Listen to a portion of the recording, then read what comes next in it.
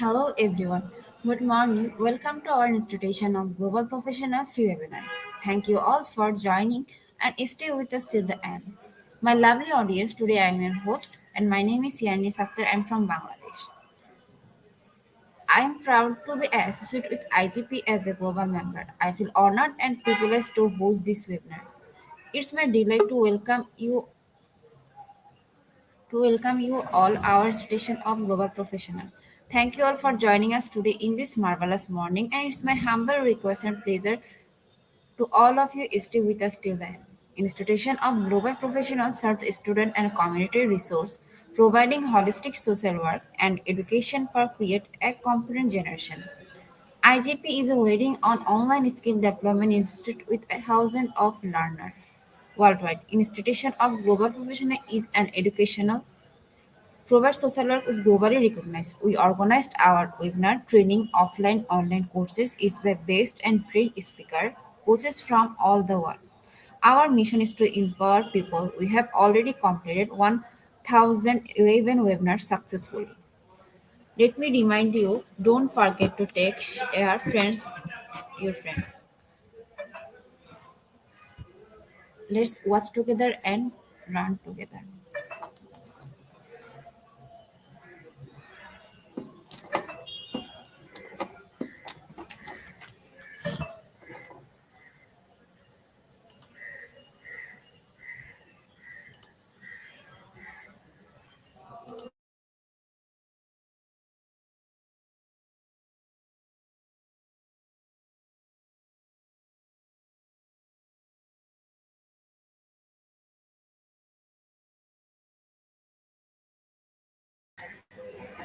Uh, our webinar number is 1012 and our webinar topic is HyFlex teaching and learning.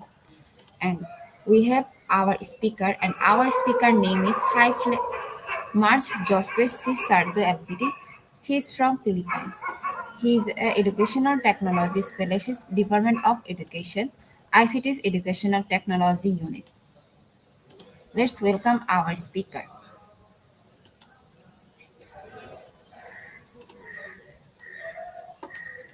Hello, sir. Hello, Sir, everyone. welcome in our session. All right. Am I Sir, audible? yes, you are. Sir, first you have to give your description about yourself, then you can start your presentation. All right. So thank you so much. Allow me to share my screen. Okay.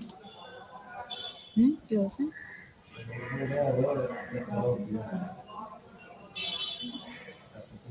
All right. So good morning, everyone.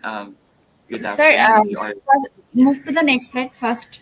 I have to check is it working or not. Move to the all right. next slide. Okay, sir, it's perfect. Okay, now you can start. All right. So again, good day, everyone. I am Marge Joseph C. Sardo. You can call me Teacher MJ. I'm a global schools advocate of the United Nations Development Solutions Network. So our topic for this afternoon, for this sharing session, this day is HyFlex teaching and learning.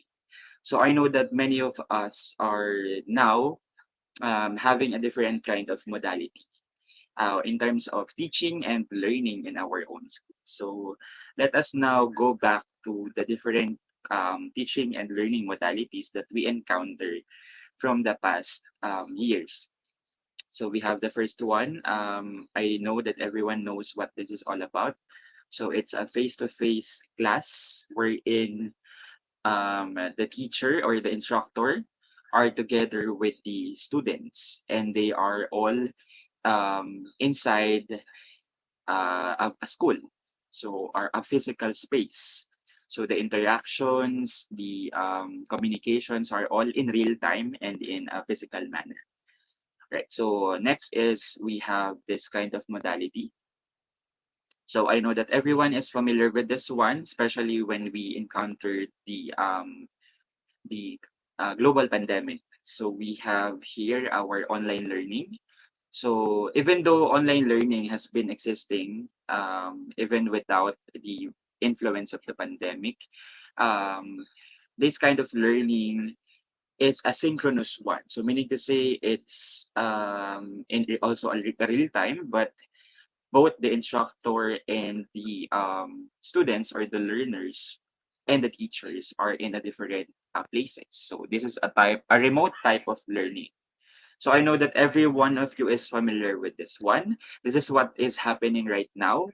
I am here inside my room, and you are all in the different places and in the different countries. So we are doing an online learning session. And moving on is this one. So as you can see, both of the students are wearing uniforms. And I believe this is an example of what we call as a blended learning. So this is a learning proposed, especially in this time of pandemic, wherein there is a limited face-to-face learning. All right. So as you can see in the blended learning, students will have the ability to go to school physically, and they are also engaged to technologies and other supporting learning materials that will cater the needs of the students when physical gatherings or physical classes are not really um, possible. All right, so that is for blended learning. And we have this one, which is known as hybrid learning. So hybrid learning has something to do with the simultaneous classes between a physical or face-to-face class and an online synchronous class. So meaning to say, if you are going to attend your class online, attend your class in a face-to-face manner, both students will have the same time attending the class, but they are in a different setting. So one of the main feature that hybrid learning has is the instructor or the students that are attending face-to-face classes are together, while other students are engaging in online classes. Right. So, all right. So um, moving on with what the topic is all about, we have HyFlex. So according to the slide, adding the word flexibility to hybrid learning will make the model HyFlex. So let's understand what's the difference between all of those modalities versus this special modality which is known as HyFlex. So when we talk about HyFlex, the main feature of HyFlex is that students have the option of engaging with the course material and participating in the course in the mode that works best for them during the entire course or from the different session. So let us reiterate that hybrid learning is different from HyFlex learning because HyFlex learning has a characteristic which is somewhat flexible. All right, so we have the word flexible in this type of modality. All right, so um, to clarify the flexibility or the characteristics or the flexible characteristic of high flex learning, it has something to do with the modes of delivery. All right, so the first thing that we need to take is the modes of delivery. High flex learning can be delivered into the previous modalities that I showed you. So some of the students can join the classes in a face-to-face manner. Some of them can join the classes in an online synchronous manner, and some of them can join the classes in an online asynchronous manner. So, depending on the student's preference, that's how flexibility in terms of modes of delivery is being presented. Right. So we have another one, the types of instructional materials used. All right, so in a physical setup, say for example, students are attending a face-to-face class, they can have physical handouts or printed materials that they can grasp whenever they need to find some information. So this physical material can also be delivered to those students who are in a remote setup through digital forms. So meaning to say, those printed materials can be delivered in a soft copy or in a digital material that the students in the remote areas, especially those who are taking online synchronous and asynchronous classes, can read and can grasp. All right, so that's how the flexibility in materials, um, instructional materials that are used. So that's how flexibility is being described in HyFlex under the context of number two. So we have the third one, methods of engaging with course content. So in a physical class, students can send their answers or can mention their opinions, can share their opinions and ideas by raising their hands and being called by the teachers. And some of the students in an online platform can also use their voices using a microphone. Um, and if they are joining an online video conferencing tool, they can also send their comments using chat box that is easily presented or that is being presented in front of the class. Right. So that's how methods of engaging with course content are being tackled under HyFlex. All right. So there are lots of things that to consider in HyFlex.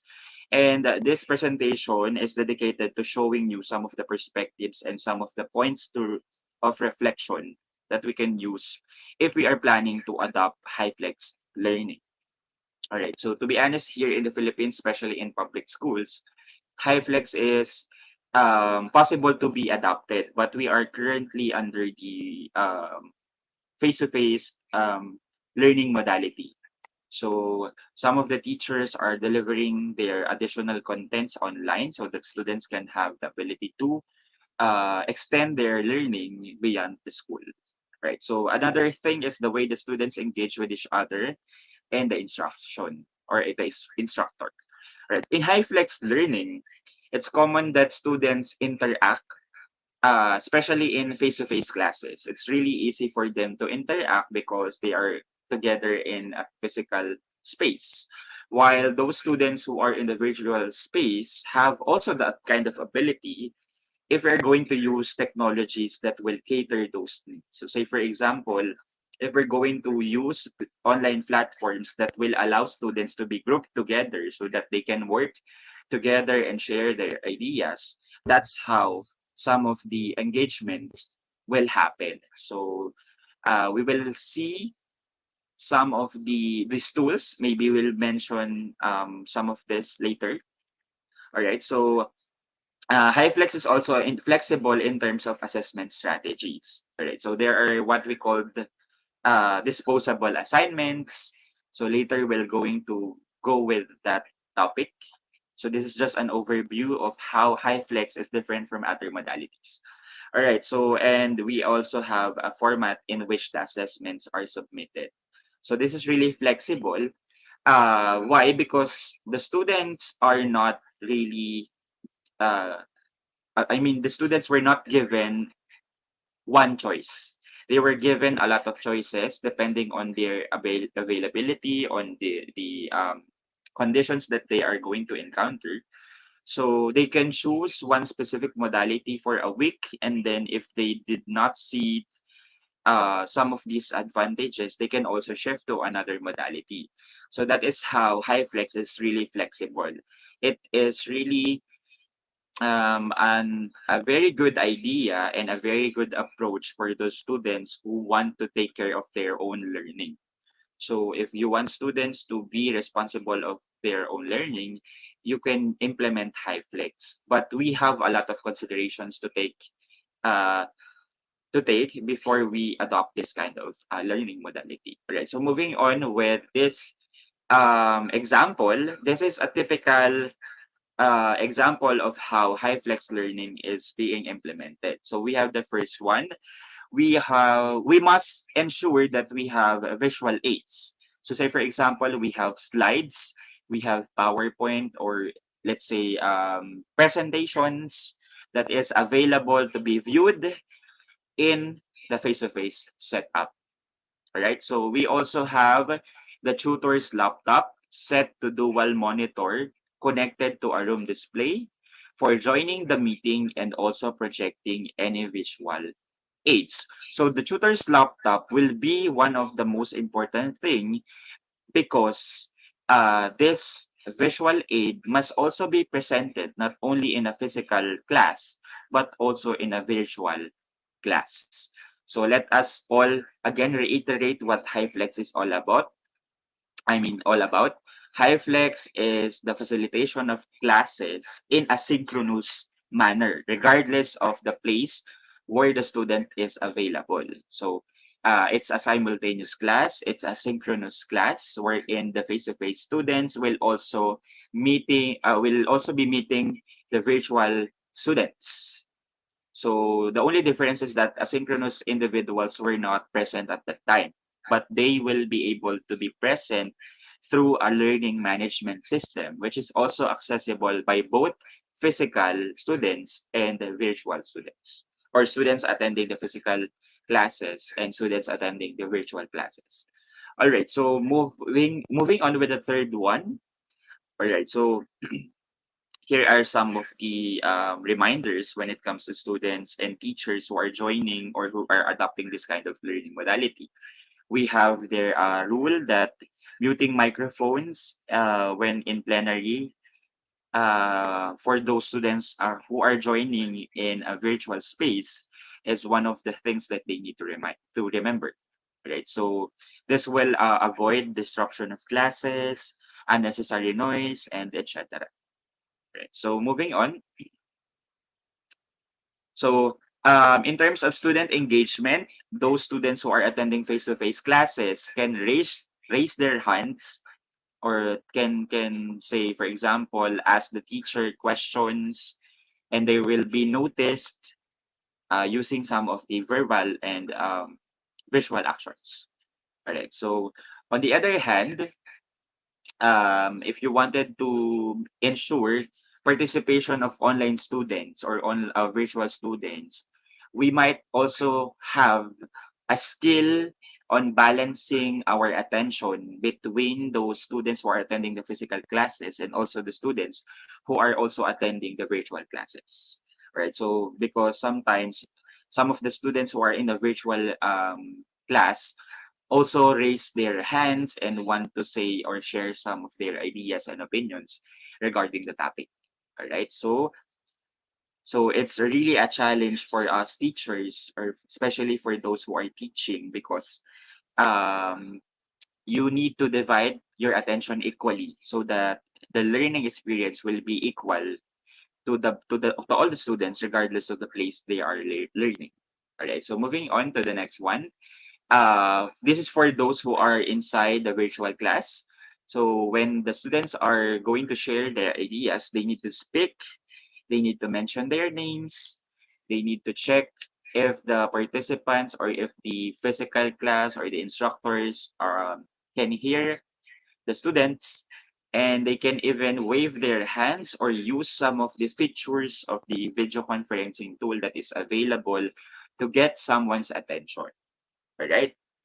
And then, why do we need to mention our names? Mainly because it's really hard for us to identify who is speaking if we are going to join virtual classes. So this is really important. All right. So aside from that, um, there must be an available camera showing the room to the online participant. So also a microphone that is available as a backup if the laptop's microphone is not really working well. So that's how a HyFlex classroom setup works. And lastly, we have to see who else is there. What does this mean? Sometimes some video conferencing tool don't have the ability to show everyone on camera. So sometimes there are also limitations. Maybe 20 students are being shown in the camera while the other 20 students are not really seen. So we need to also take note of this. So this is during implementation of classes. So this is an outline of an image taken by Mira Vogel from the King's College of London's HyFlex system. So they are currently implementing this type of learning system. All right. So moving on, we have the principles of HyFlex. So this is the four principles that we need to take in consideration if we're going to adopt this kind of learning modality. So the first one is, of course, the learner's choice. So the administration or the school itself, the university itself, must be aware that this kind of learning modality centers the student's choice. If the students want to attend a face-to-face class and some of them wants to attend an online class, considerations and of course some of the preparations must be taken into considerations. So let's say, for example, student A wants to attend a face-to-face class in a week and then wants to shift the modality after that week. That is the student's right. It's one of their choice and it's really highlighted because it's under the principles of HyFlex. So this will become a challenge to teachers who are going to target or going to monitor the students' performance and attendance because the students' choice of learning modality changes over time. Right? So it depends on the conditions that the students will meet before, during, and after attending the classes. Right? So we have to also highlight number two, the second principle, which is equivalency. The only thing that is really being highlighted by this principle is that the quality of education, the duration of the lesson, the difficulty of the task are all equal in all classroom modalities. So if you are in a face-to-face setup, you will do the same activity that are the online students and online synchronous and asynchronous students are doing. All right, so reusability, it has something to do with the word reuse. So are those learning materials or are those learning instructional or instructional materials reusable? Is it applicable to the online students? Is it also applicable to the face-to-face classes? And so on. And of course, the most important thing is accessibility. So this is one of the hardest considerations when it comes to high flex learning. Are the materials accessible to the students? In what way are the students going to have this kind of access? Is access limited to the let's say to the grasping of materials, or it does it has something to do with accessibility in knowledge, accessibility in encouragement, accessibility in engagement, and etc. So all of these principles are really important in terms of adopting a high flex learning modality. All right. So according to one research, if we're going to adopt this high flex learning modality, we need to craft a plan using a backward design model. So if we're going to have a learning material that is going to be utilized in this type of learning modality, let us use or it is recommended to use the background design model. So which also directly states teaching for understanding. All right, so what does the background design model tells us? We need to start from the last part.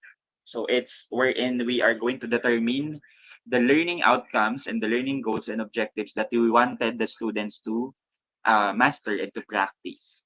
So to establish this, what the learners should know and what they able to do by the end of the course. So it has something to do with knowing their learning outcomes. So, how are we going to transfer the knowledge to other challenges? So, instead of knowing, I mean, instead of knowing the first thing that we need to do or the motivational activities that we need to prepare, we need to focus on the last part, which is the assessment, right? So, aside from that, we need to clarify the purpose of the content of the course. So this is really familiar with those who are teaching because we are going to sometimes we are making our lesson material using the objectives and then we are going to say for example find out which motivational activity should be used, which type of information sharing are we going to use, and then what kind of assessment are we going to facilitate. But in the backward design model we are going to go to the last step of this lesson planning before we go upwards, right? So because high flex learning has something to do with importance of assessment. All right. So aside from that, like what I mentioned, we need to plan assessments that are ongoing, that are high and low stakes, and align with the learning and the goals, learning objectives and goals, and of course, of varying types. So we need to have a variety of assessments so that the students will not reach what we call as the saturation level. So say for example, you're going to ask the students to get or to take their exams. Then every end of the lesson, they will have their examination in a form of quiz that will be saturating. So we can design assessments that is not only limited to having formative, summative assessments in a form of quizzes. We can also send them problems or case that they can analyze, projects that can be minor, so a quarter project, or major, I mean minor, which is a daily project or a weekly project, or major that is a quarter or a unit project. We can also um, synthesize information through reflections and discussions. So they can have a peer discussion, a group activity, or a panel discussion that is verbal. But of course, we are going to use um, a rubrics or a type of an evaluation form to, of course, show the progress and evaluate the performance of our students. And of course, the most typical and common one, the quizzes and tests. All right, so after we plan the assessment, we also need to plan the learning activity. So as you can see, this is somewhat a backward style. So in a common lesson plan, especially here in the Philippines, we are also always um, taking into consideration what kind of the performance tasks and learning activities that we need to perform and to facilitate inside our classroom. So some of these learning activities needs to be minds-on and hands-on. So meaning to say, the students will not only think, but they will also act and perform. All right. So there are lots of activities that we need to to apply for the students to have this kind of experience. And of course, we need to encourage exploration, right? So um, this only means that learning will not only happen inside the four corners of the classroom. And of course, the most important thing is that it must be aligned with the learning goals and objectives. Right. So moving on with the next one, this is one of the design or the learning outcomes and the model, also a model created by the Cambrian College. So this is one backward model system, but in a cycle or in a continuous form. So wherein they have these learning outcomes, they plan assessments, they plan the learning path, and they take considerations. So these considerations are not only limited to the ability of the students in terms of learning, but also the hindrances, the factors that will stop them from going to classes. Say, for example, even it's online or physical. All right. So lastly, we have reflect and revise. So after we have this kind of considerations, let us see if we're going to, after implementing this, the first cycle of HyFlex learning, let us find out, gather some of the perspectives or perceptions of our students, those teachers who implemented the modality, and let us reflect, analyze, and even say, for example, create arising themes and consider those themes if we're going to have a revision or adaptation or continuous adaptation of the HyFlex learning. Right. So that's the model of HyFlex course design. So here's the considerations in implementing HyFlex. So the first thing that we need to identify is, of course, the student needs and their demographics. So of course, this can also be a challenge to those universities and schools who are planning to have this type of model. or who are planning to adopt the HyFlex learning modality. So they will be the first one who will assess if their university will have the ability to cater the needs of the students. And this can be assessed primarily by the students' demographics. All right. So, what type of access to education and flexibility does the students needs? We need to think of that question. Do they have materials that they can use? So, this some of the questions. What are the demographics of the students? Are they working students? Because we all know that education doesn't have an age limitation. So some of them are working already and they wanted to continue their study, so we need to find out um, the age or the let's say if their work, so that we will understand if the student will use or will choose a specific type of modality that matches their needs. All right. So aside from that, do they have children? Will those children affect their attendance in class? Will that those type will this type of information will affect the growth progress of our students? And do they have access to affordable transportation to campus? This is for those students who want to take classes in a face-to-face manner. So are there available vehicles or transportation modes? Because I believe last time when we are under the pandemic, many transportation modes have been closed. Some of the terminals have been closed.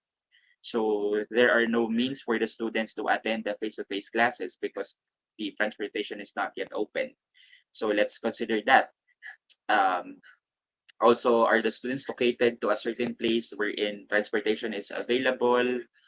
All right. So those are some of the things, common things that is really needed by the student. So this is more of a student factor, not with the content and learning factor. All right. So of course, the second one and second consideration is the institutional support for instructors and learners. So we all know that to be able to have a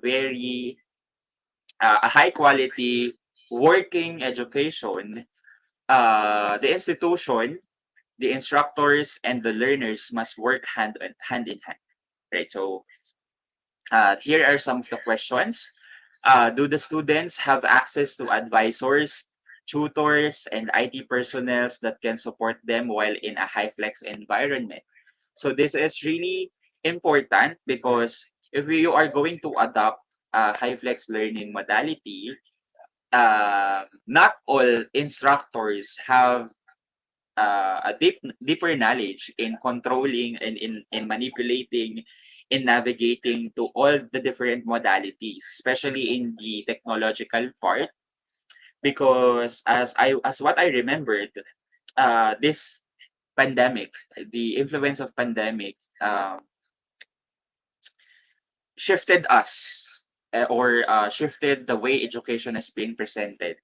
It forced us to learn, to upskill, to enhance what we know about technology. And not all instructors have that kind of ability. Some of them needs assistance. Some of them needs a very long time to understand how a material works. So that's why IT personnel must come in play. Right. So another thing is, do these departments have mechanics in place to support students that are both on campus or off campus? So I mean mechanisms. All right. And then do these departments know about HyFlex and how it works? And of course, do the instructors have access to the Center for Teaching and Learning to support HyFlex course development and delivery? So this is really important. An instructor must be knowledgeable in HyFlex because as what I told you, HyFlex is a synchronous class, and we need to ensure that the quality of the materials and assessment that we are delivering is the same and equal to all the modalities. So some of the instructors might practice Say for example, a different assessment for those students who are taking online synchronous classes and asynchronous classes. And if we're going to evaluate that, that will be a bad practice. So that this is really challenging, because what challenges the teachers most in this type of learning modality is their ability to construct a certain learning material that is applicable to all learning modalities, and that is having the same quality. All right. So another question is, do the instructors have access to IT personnel when off campus? So if the teacher have classes online and they need assistance in terms of IT related problems, so they must also be provided with specialists who will help them, so that the students and the learning or the classroom teaching and learning will not be disrupted. All right. So moving on to the next consideration is the access to technology for instructors and learners. So let us all remind that technology will never replace an instructor, will never replace a teacher. And technology is not really somewhat the focus of online learning. So it's a medium for us to deliver instruction. It's not the main thing that we need to learn. Right. So students have the questions are as follows. Can students access the minimum requirements for technology needed in a high-flex environment? So for example, if you're going to have a high-flex learning modality, we can ask our students if they have available instructional materials and devices that they can use if they're going to shift modalities from one choice to another. So, for example, in a physical classroom, are they going to use laptops? Are they going to use mobile phones? So, same with the other students in other modalities. All right. So, aside from that, another question: do instructors have access to classroom equipped with audio video equipment for each class? So, as what I showed you before, um, there must be a microphone available, a camera available, so that the students in an online setting can see the students in a physical setup. All right. So it's like delivering, or it's like bringing those students in the virtual space, or it's like bridging the gap between virtual and physical classroom. So if they don't have this type of technology, then high flex learning will not be possible. So we need to take this into consideration. Right. So another question is, do instructors have access to technology required to fully teach a high flex environment? All right. So as mentioned, laptops, lapel microphones, video camera, etc., noise canceling equipment, lighting equipment, etc. All right. So um, adding some of the flexible characteristics of the high flex, the teacher's ability must also be flexible. So they can also be equipped with other teaching and learning practices that are applicable in all aspects of the learning modality. All right, so another consideration is the time to prepare.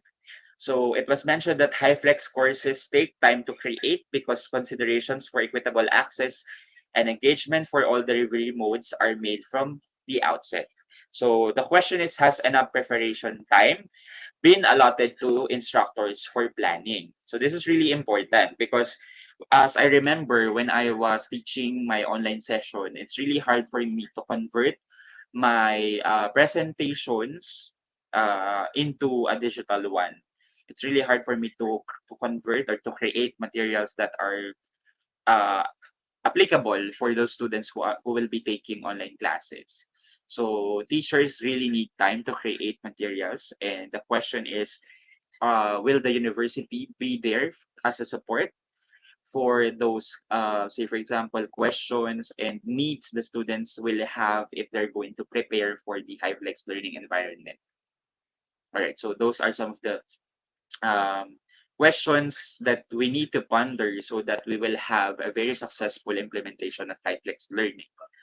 So of course, this is one of the most important thing that we need to consider. So it's the institutional policies supporting high flex delivery. So the question is, do the institutional policies allow for different types of participation in courses? So like what I said, in high flex learning, the student can shift their choice from one modality to another um, anytime. So say for example, they will be given a chance to change their modality after 3 days, after a week. So it's not like some of the um, ideal times wherein the student will choose this type of modality for one semester, then will shift from another semester. So the length of the options the students have for changing their modality is not really an issue. Right? So they can change it after a day and etc. And this is that scenario, is that happening um, applicable in the ideals of the institution or in the policies of the institution? Will the institution allow that?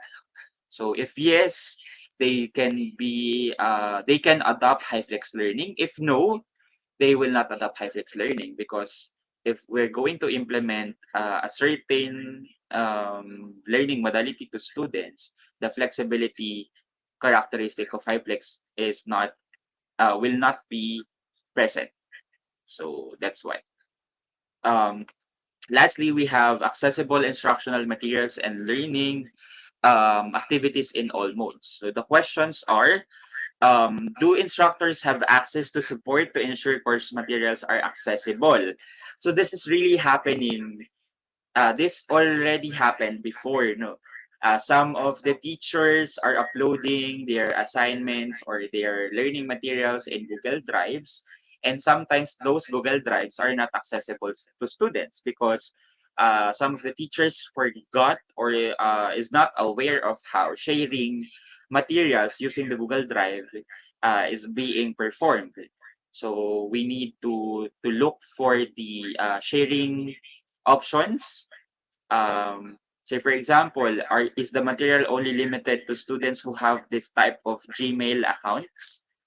Uh, is the material available for students or anyone can view the material? So those are some of the considerations. So if the teachers or the instructors do not have any idea or is unaware of the proper ways on how we share files in the internet or in online setup, then assistance from different IT personnels or those who knows how to do it is really a need. So another question is, do students have access to support to obtain accommodations or ensure access to accessible materials is provided throughout the course? So let's say if the students were going to take courses inside the learning management system, are there available channels where students can ask some questions if they did not understand the material? Or are there available channels if students have find difficulties in accessing a different or a sort of a material? So that's what we are going to consider. All right. So I hope you are still with me and you somehow understand how HyFlex teaching and learning works, how HyFlex learning modality system works. So let's now clarify some of the myth. So in HyFlex, so it was mentioned that in asynchronous classes or the asynchronous components of HyFlex, courses are self-paced. So like what I said, in HyFlex learning modality, um, students can join classes in a face-to-face manner. Students can join classes in an online synchronous modality. So meaning to say, students who are participating in face-to-face will also be present in student or will also be taking classes together with those students who are taking online classes. Right. So and there are also students who will join the classes in an online asynchronous modality. So meaning to say, if we're going to say for example, set a class in, say for example, at exactly 8 a.m. Students will go to school physically at 8 a.m. Students who will join the classes in online will enter the video conferencing tool in 8 a.m. And students who are taking the class asynchronously will answer the modules inside the learning management system at exactly 8 a.m. So that is how we also practice the equivalency that is mentioned under one of the principles of high-flex teaching or learning. All right, so that's why asynchronous components of HyFlex are not self-paced because they will be given a specific amount of time to access that, which is also equal to the access given to those who are in a physical setup and in a virtual setup, which is synchronously attending classes. Right, so myth number two, attendance policies or expectations are not needed. In this type of modality, we need to remember that attendance is a must. Attendance must be monitored so that we will be able to see and to say, for example, to find some insights when we analyze the attendance and the learning progress of a student. So if we will see some students who are not attending classes in many different modalities, then we can say that there is a problem. So that's why attendance is also a must. We need to check the attendance of our students so that we will have an insight of what kind of challenge that the students are encountering. Right. So number three myth is there are no deadlines for graded assignments.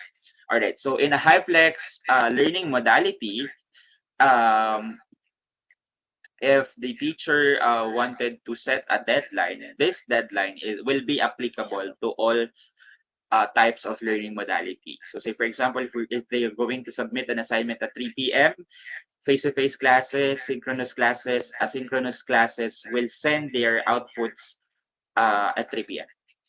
or before 3 p.m.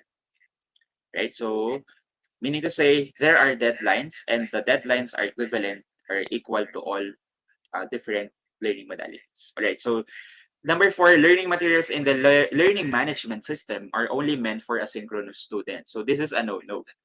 So everyone can access the learning management system. If you are in a face-to-face class, you will have your own mobile phone and you have the access to the learning management system.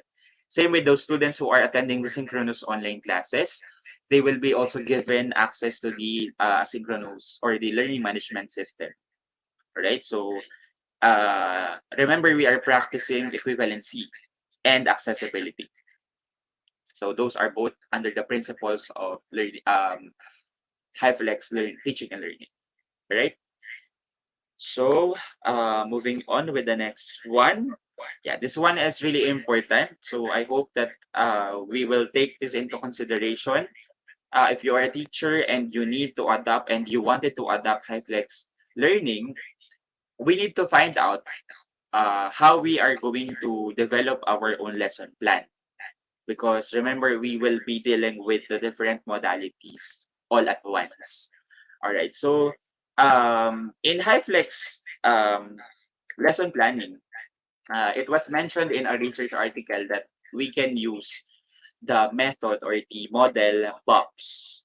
So BOPS stands for Bridge In, O for learning outcomes, P for pre-assessment, P for participatory learning, P for post-assessment, and S for summary. So under the bridge in part of the lesson plan, this is where we engage the learners of all modalities. So say for example, this can also be a way for us to motivate our students. So it can be somewhat a concept that will help them be interested with our topic. So this will be regardless of the learning modality that they are having. Right. So O is for mastering teaching objectives and learning direction. So since lessons are being delivered and students must learn that lesson, they need to be aware of the learning objectives and learning goals that we are going uh, to, to study. So This is important. Familiarization of the objectives is really important. That's why we can show the students directly what are the objectives that we are going um, to reach or to accomplish. Right. So for P, which is pre-assessment, this is understanding the learner's preparedness. Somehow, this is a diagnostic type of activity wherein we need to identify the level of learning the students has or the knowledge they have before sharing in that specific lesson. Right. So P for participatory learning, that is for um, using teaching strategies such as questions and answers, discussions, and manipulations to allow learners to delve into higher level of cognitive learning.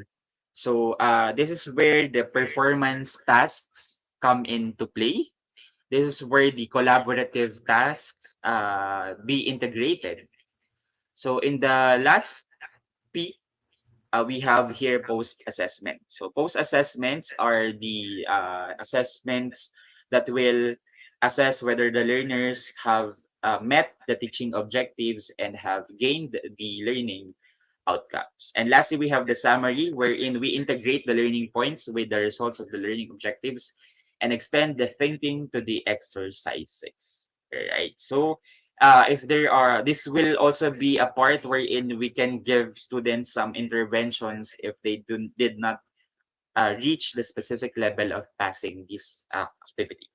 So in the box um, format, I will show you later an example of a format that is available for us if we're going to implement a face-to-face, a high-flex learning modality. All right, so these are some of the additional information. So before we create our lesson plan, we need to have the lesson information or the overview of the big picture. This is where we analyze our students' demographics. So lesson informations are informations that will help us adjust our lesson plan based on the information that we gathered from our students, from the school, from the resources, and from the contents. And the lesson objectives has been mentioned last time. So these are the goals that we expect to achieve after or in the delivery of the lesson plan. We also need to indicate our instructional resources. So the list of resources that will support the student learning during the lesson. So also we can also include our teaching resources so that you will have an idea of the available materials that you have. And of course, the arrangement of the environment. So this falls under the consideration of the physical and virtual setup as well as the flow of the lesson plan delivery. So this was also shown. I presented it. It's the typical view of a high-flex teaching and learning classroom. So we also have here learning activities and teacher reflections. So teacher reflections are really important because this is where we have this is where we will analyze some loopholes, some of the advantages, the disadvantages, and some of the rooms for improvement if we are going to adopt high-flex learning and continue adopting high-flex learning. All right, so um, I will show you how I will show you a typical, let's say, format of a lesson plan. So I hope my screen is being shown. So I'm now showing you a Word document adapted from the BOPS format.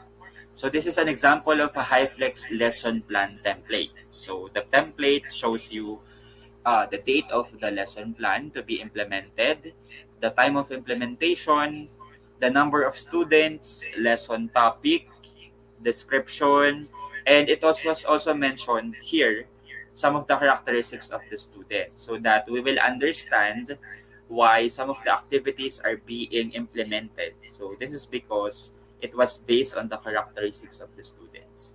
All right, so we can also include here some of the location, the face-to-face room, so room numbers, we can also indicate that so that support from the staff will be available and it will be easy for us um, to identify.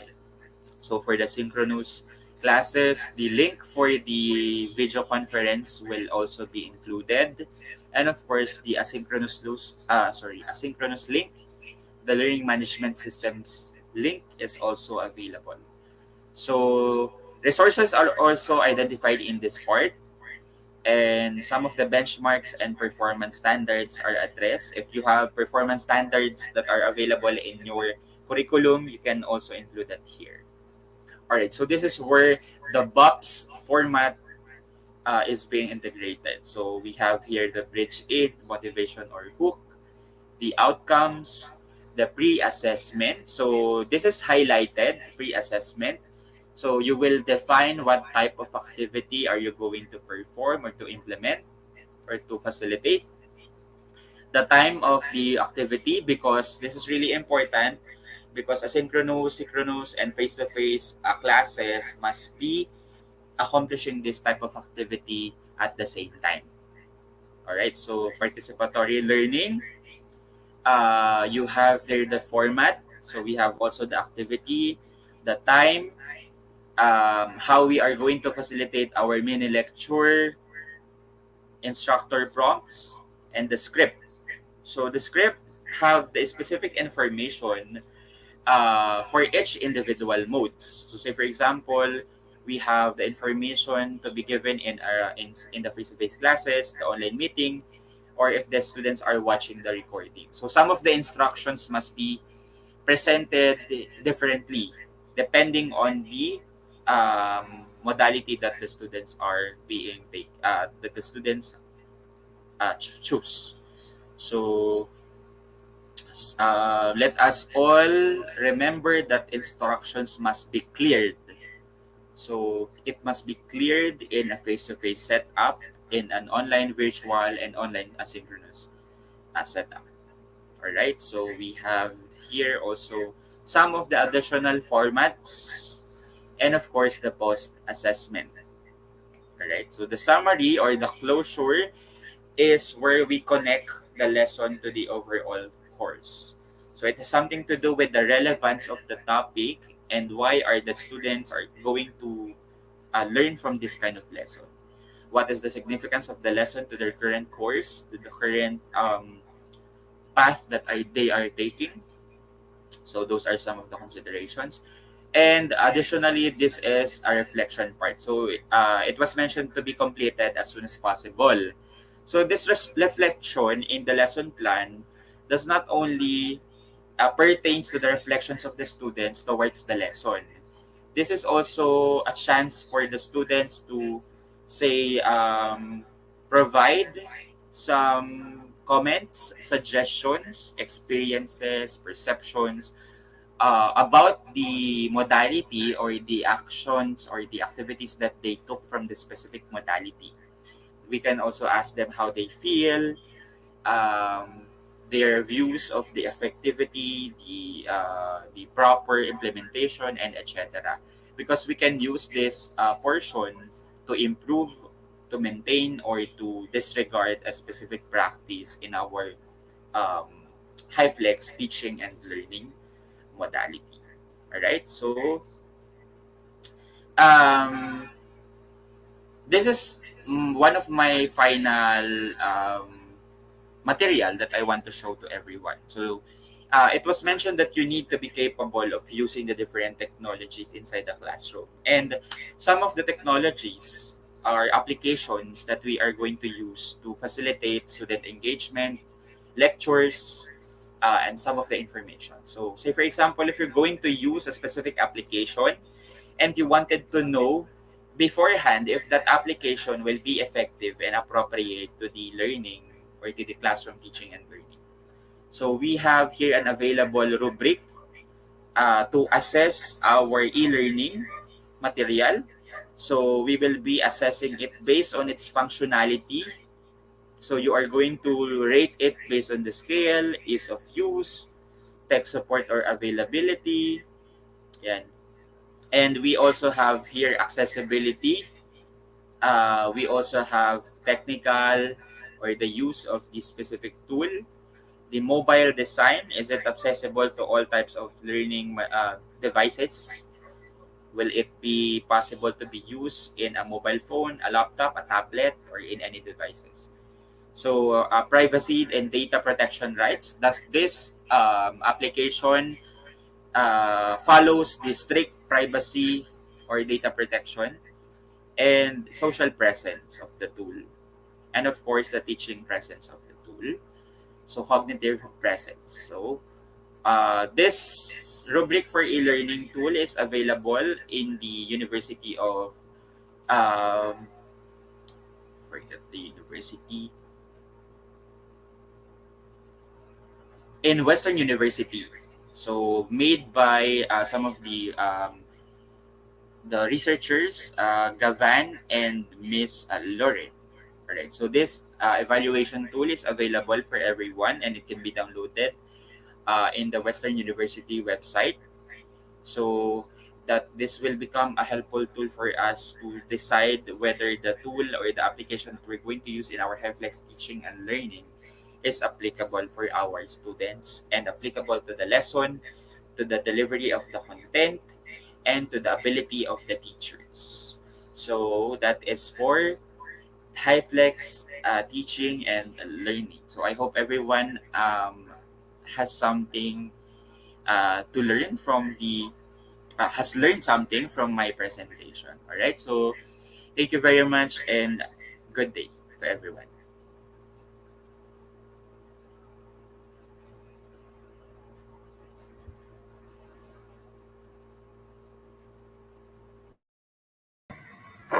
Thank you, sir, for your wonderful presentation. It has been very informative presentation. Sir, now it's time for our quiz session. After completed quiz session, we come back again in our question answer session. So you have to wait for some minutes. Okay, sir?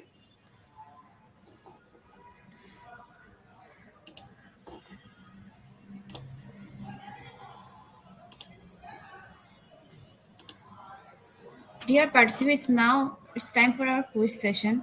To join this session, you have to go www.slido.com, then you have to enter the code, and the code is IGP.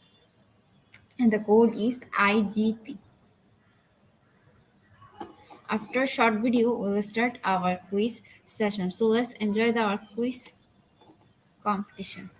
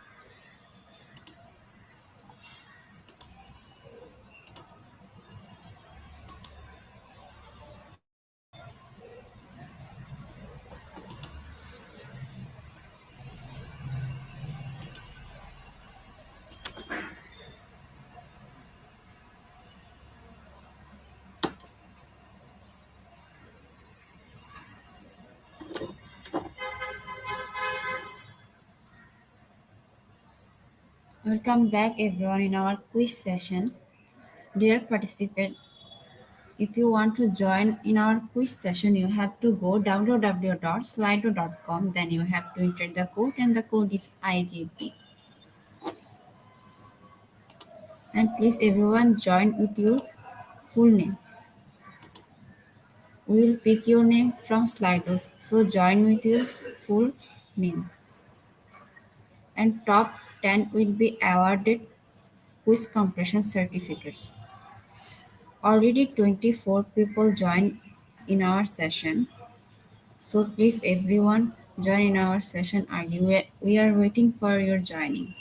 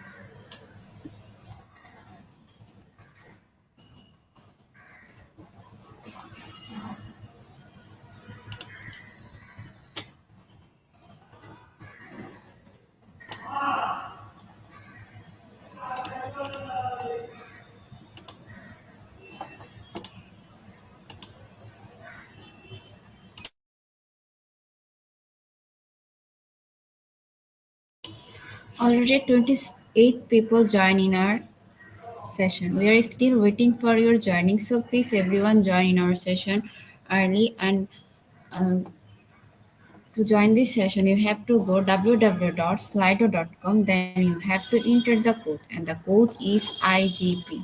And top 10 will be awarded with quiz comprehension certificate. So please, everyone, join. Hurry.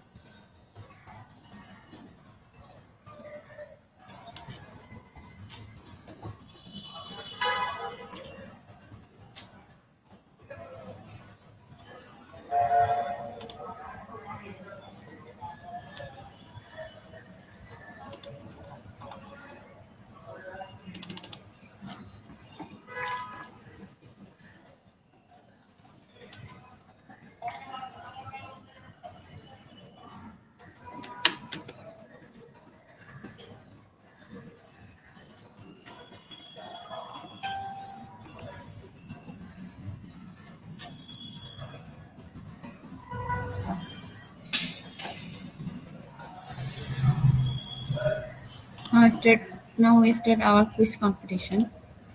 Our first question: what is not part of teaching HyFlex? Is it managing multiple modalities? Second option being inflexible for students.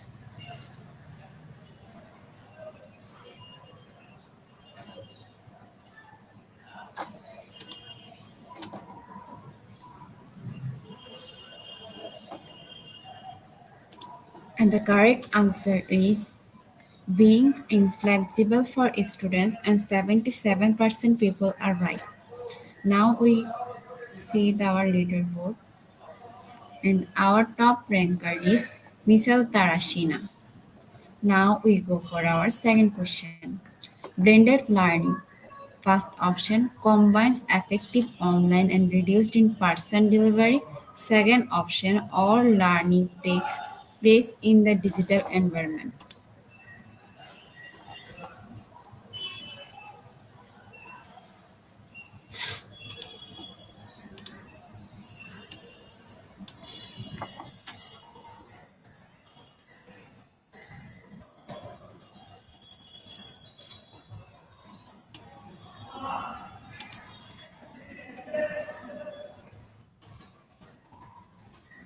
And the correct answer is combines effective online and reduced in person delivery, and 79% people are right. And now our top ranker is Flomi Raghaval Salviezo. Now we go for our third now question is remote learning.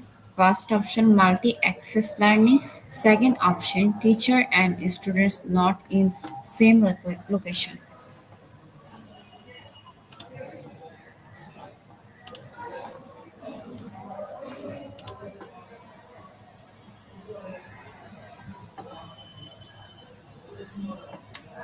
And the correct answer is teacher and students not in same location.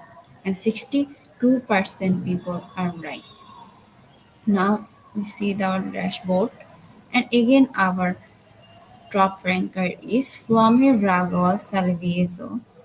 Now we go for a fourth long question. How does HyFlex instruction increase faculty proficiency and confidence in online teaching? Is it faculty can maintain traditional instruction while also teaching online? Second option, HyFlex interaction is less work.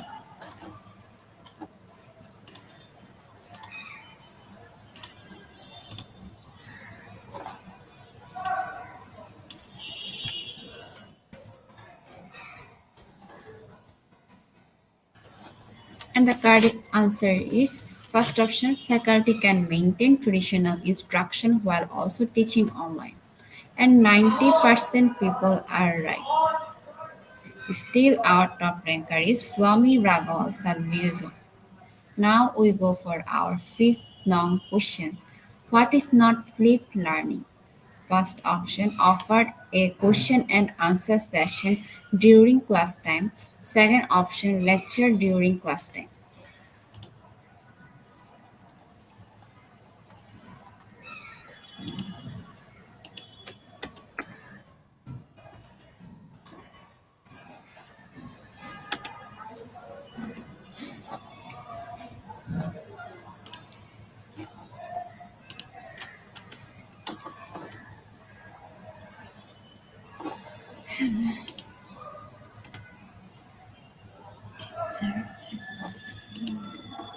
And the correct answer is option 2, lecture during class time, and 54% people are right. Uh, Now our top ranker is Evelyn P. Wakredi.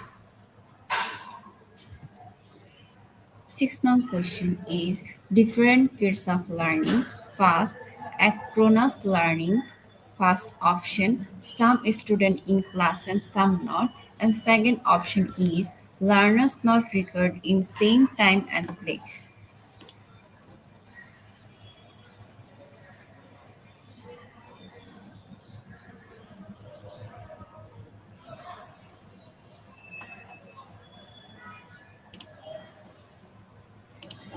And the correct answer is learners not required in same time and place, and 78% people are right.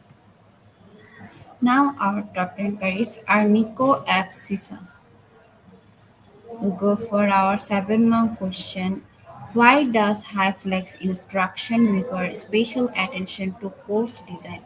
Is it opens the section up for larger enrollment? Second option, it requires equivalent learning outcomes across all participation paths.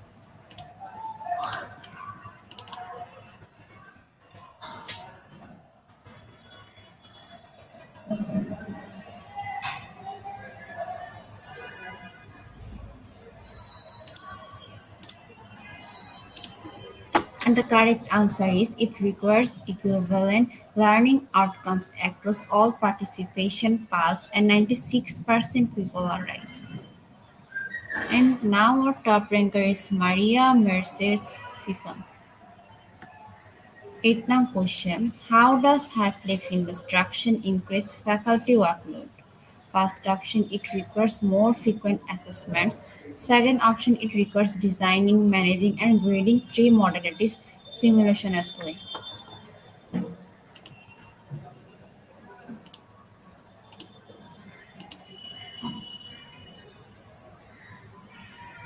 And the correct answer is option 2. It requires designing, managing and grading three modalities simultaneously. And 96% people are right. Still, our top ranker is Maria Mercedes Sosa. Now we go for our ninth question. What is the overarching benefit of HyFlex courses design? Is it to increase location flexibility or to increase student access to education?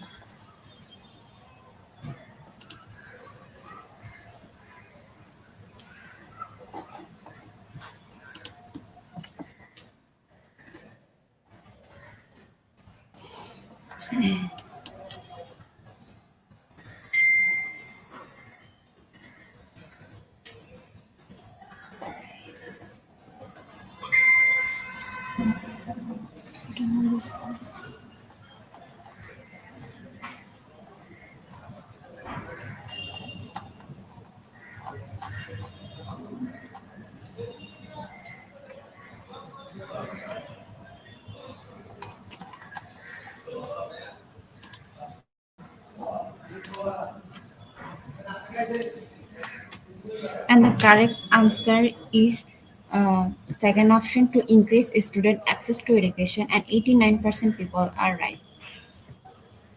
And still our top ranker is Maria Mercedes. Now we go for our last and final question. The learning management system LMS used by Sani is called first option Blackboard, second option Canvas.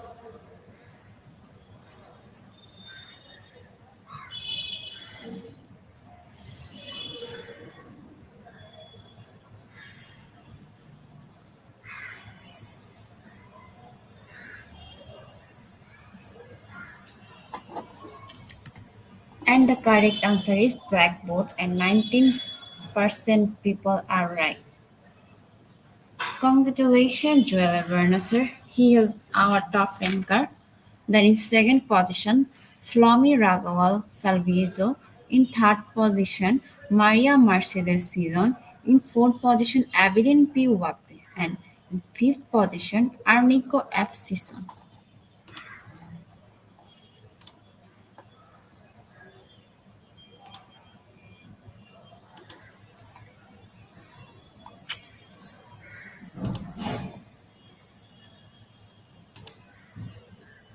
Congratulations, our top 10 quiz competition winner.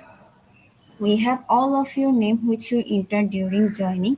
We will pick and prepare certificate and we post them on our Facebook official page. And our Facebook official page is Institution of Global Professional.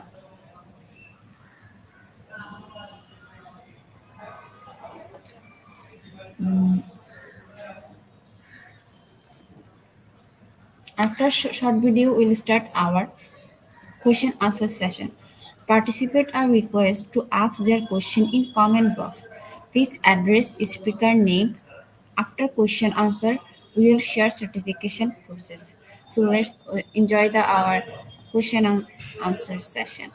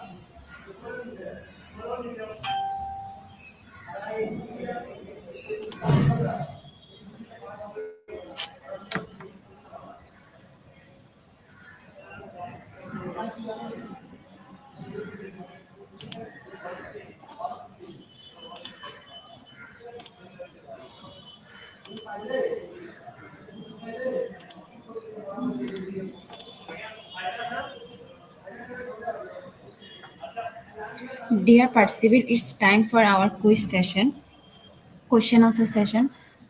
So please, if you have any question, you can ask in our comment box.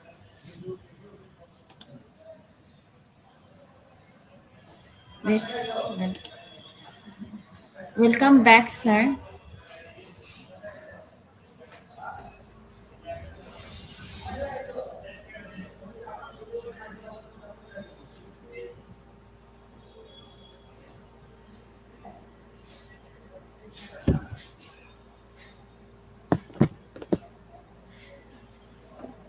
We will go ahead and take some time for question. Just a reminder, please be sure to type your question into the comment box. It's look like we have a few question. Alright. Our first question is from Flomi or Salviejo. Good afternoon, Sir Mars Joseph. How do students benefit from backward design? All right, so thank you so much for that question. The backward design that I showed to you earlier was a design that we are going to take if we're going to create a material that is dedicated to high flex teaching and learning. So to make it easier to answer, this model is dedicated for the content itself, not for the students. But if we're going to answer the question, wherein the students, it would be possible that the students is also included on considerations um, from the students, and of course the needs of the students are also considered in the crafting of the material.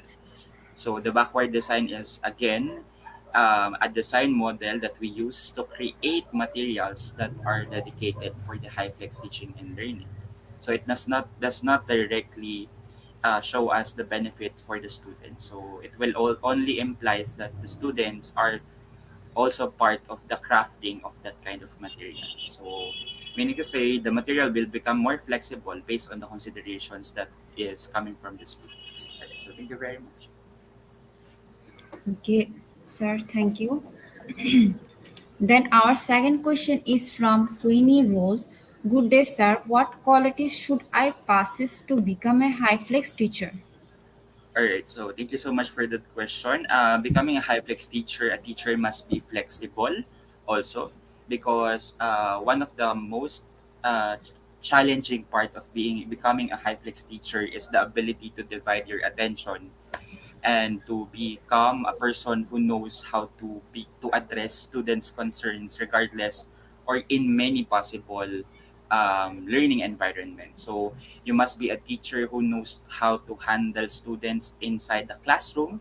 You must be a teacher who knows how to handle students' concerns if they are inside the online class or the online asynchronous classes. So a teacher must be flexible and of course must be open to challenges and to changes, because if you don't want to address a specific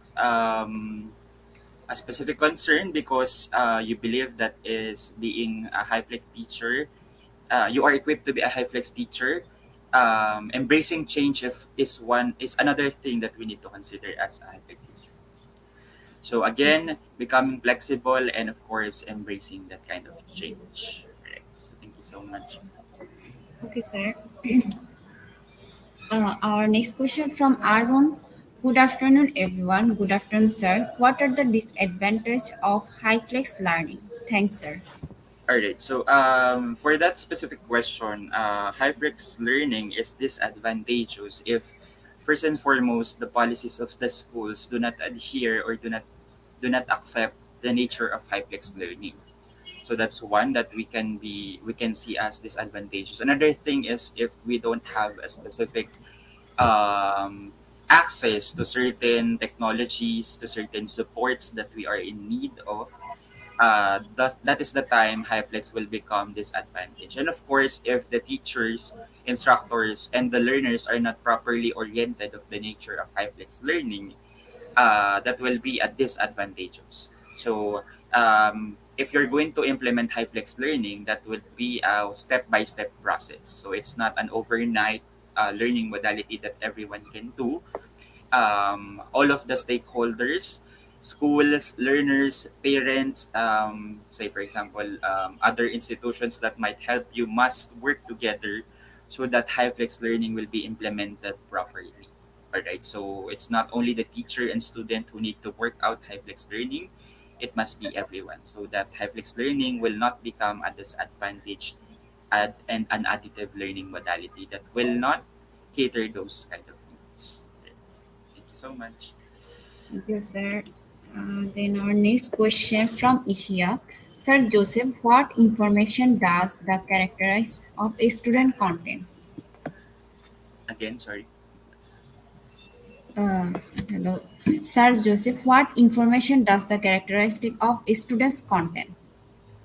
All right, so I'll take this question as, say, for example, what type of informations must we get if from the students if we're going to implement HyFlex learning? Is that correct? So let me answer that question in that context. To be able for us to implement HyFlex teaching and learning, we must get some information from our students. Say like what I said earlier, we need to identify our students' access to technology, access to support, and of course, we also need to identify the students' needs. Say, for example, the nature of their environment, or say, for example, the availability of their time. Do they have additional tasks that they are currently engaging with? Do they have work related activities? Are they having some kind of problems? So that all of those types of considerations might be acceptable if they are going to choose a specific learning modality.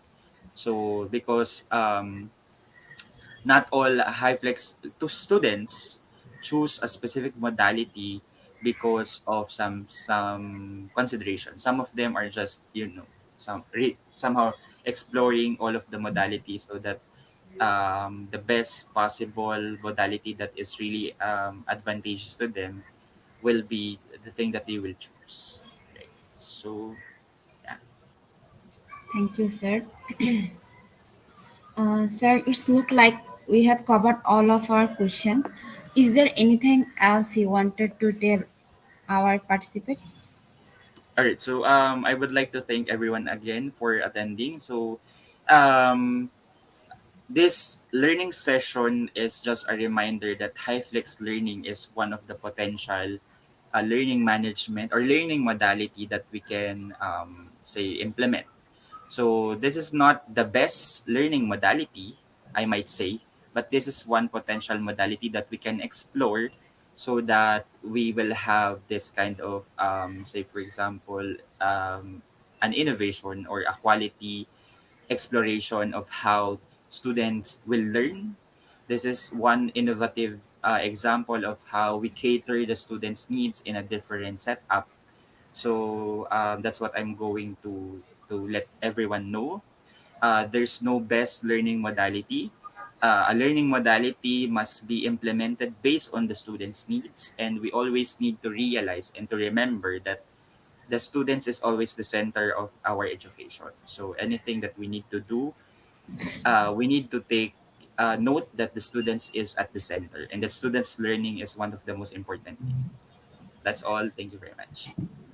Uh, on behalf of IGP, our profound thanks for taking out time for your busy schedule to present those slides about high flex teaching and learning.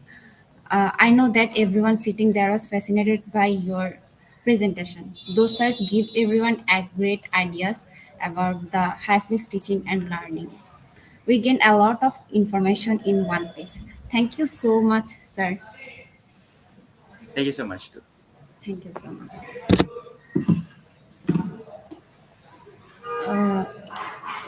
Dear participant, now we'll give you webinar code.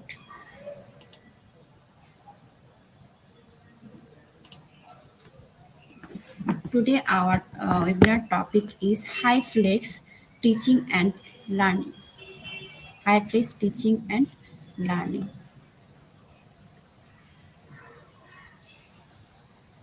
And our webinar code is IGP1234, and our webinar code is IGP1234.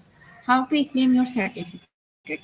First, you have to go www.edioigp.com, then you have to click sign in, and then you have to log in if you already have an account, or you don't have any account, create new account.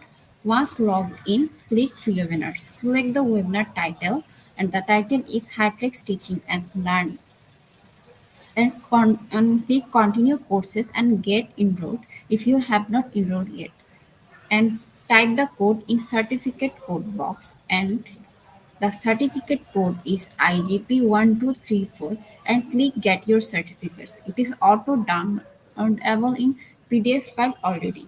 Just check it in your file manager or download folder.